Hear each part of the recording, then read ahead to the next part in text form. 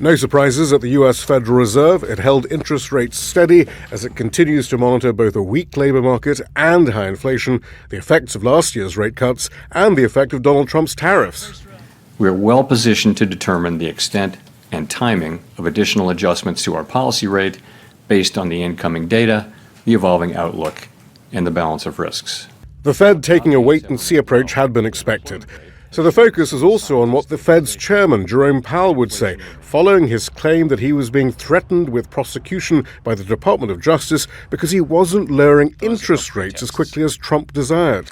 The threat of criminal charges is a consequence of the Federal Reserve setting interest rates based on our best assessment of what will serve the public, rather than following the preferences of the president. Powell claimed that the construction here at the Federal Reserve headquarters in Washington, D.C. was being used as a pretext to force his hand to lower interest rates. The renovations have been underway since 2022, but in that time, the cost has spiraled from $1.9 billion to $2.5 billion.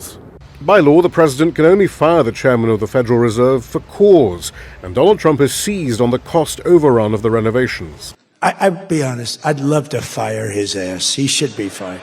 Guy's grossly incompetent. And he should be sued for spending $4 billion to build a little building.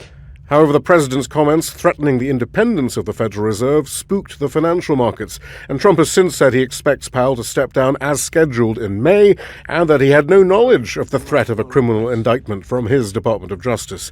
On Wednesday, Powell refused to be drawn on his allegations despite repeated questions. I'm simply going to refer you to the statement that I made on January 11. I'm not going to expand on it or repeat it. For weeks now, it's been reported that Trump will announce his choice for Powell's replacement imminently. However, the president has indicated he is aware of the difficulty of choosing a new Fed chair who will advocate for large rate cuts while also retaining the confidence of the financial markets.